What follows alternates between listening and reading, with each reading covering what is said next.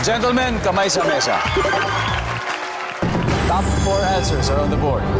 Ano ang mangyayari kapag hindi ka nagtututbrush ng iyong ngipin? Go!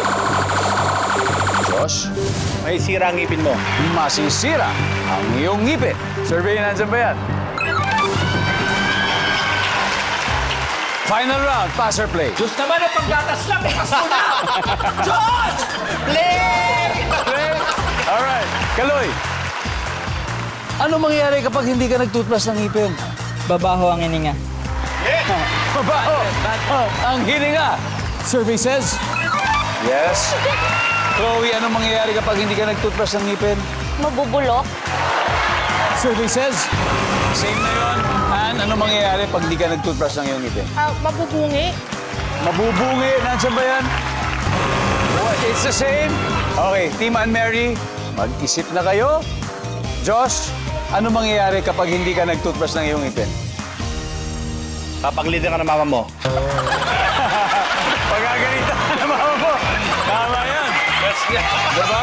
Yun talaga yun. Magalit ang lahat, wag lang mama mo. Yes. Magtututbrush ako 3 times a day. Re-remind ka pa. Nandiyan ba yan, survey? Okay.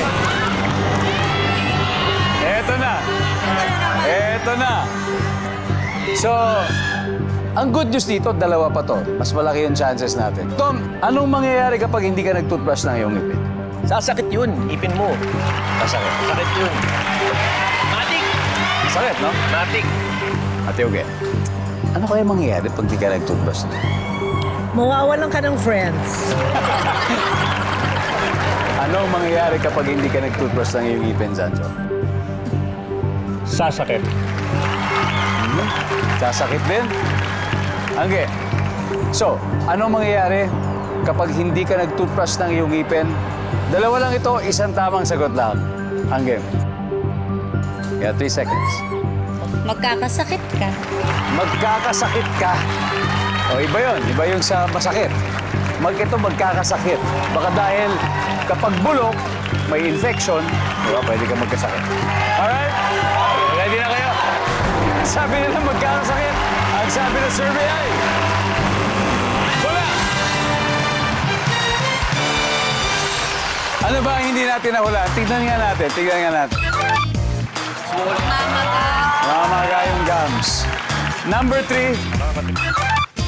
Maninilaw. Maninilaw. Tartar. Ang ating final score, Team Yulo, 478 points. And Team Ann Mary, Yes! Sabi nila, pag natatalo mo sa Family Feud, nagiging box office hit. yun naman. Tsaka ngayon, may pang-tickets na sila sa sinihan. Kaya... Dapat manood kayo Dapat ng nandun kayo, ha? Promise ha, promise. Training kayo, Team Yulo Antayin na. Well, I hope the experience was okay. First time to. Zero. Unforgettable. Si unforgettable, hindi ko ito makakalimutan. Kukwento ko to sa mga friends ko. Yes, sana makabalik pa ako dito sa family. Oo naman, oo naman. Welcome anytime. Palakpakan po natin ang Team Ann Mary.